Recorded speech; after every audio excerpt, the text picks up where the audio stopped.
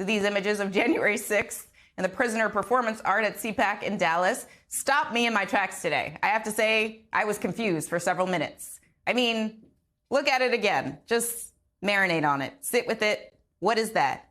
I think it is further evidence of how untethered from reality some of the folks on the extreme right have truly become. The rewriting of history to recast themselves as the true victims of what happened on January 6th is truly a sight to see. And yet somehow, despite 8 incredibly compelling public hearings, chock full of new incriminating information about everything that led up to that tragic day, they can't help but think that they are the real martyrs acting out their fake oppression in some sort of weird incarceration cosplay. And no matter how much performative persecution happens at CPAC or on social media, they are not the victims of the January 6th attack on the Capitol. And they are not being oppressed when they are being held accountable for violently attacking the Capitol. It's really that simple. The real victims are the more than 150 police officers who were injured and the 5 police officers who were killed in the riot or died by suicide in the aftermath of the attack. Also, the members of Congress, the vice president, and their staff that had to run for their literal lives. Joining us now, Democratic Congressman Eric Swalwell of California.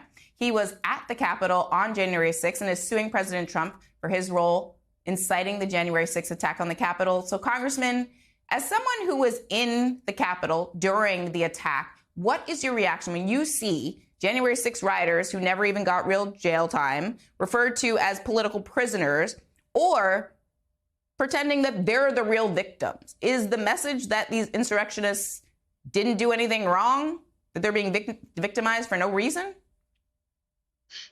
Zerlina, MAGA Republicans are trying to completely erase the violence that occurred that day and the heroism of the Capitol Police and the Metropolitan Police. You just showed an image of Metropolitan Police Officer Danny Hodges being crushed by the mob. And I just want it to be clear, because we're starting to see over the last couple of weeks now that everything the Republicans have said over the last decade is just projection, right? These are the law and order supporters, but they voted against community policing and the American Rescue Plan. They vote against congressional gold medals for the heroes of January 6th. And if they are ever in the majority, anywhere close to the majority, they're going to make the rioters the ones who receive the congressional gold medals. That's who they are.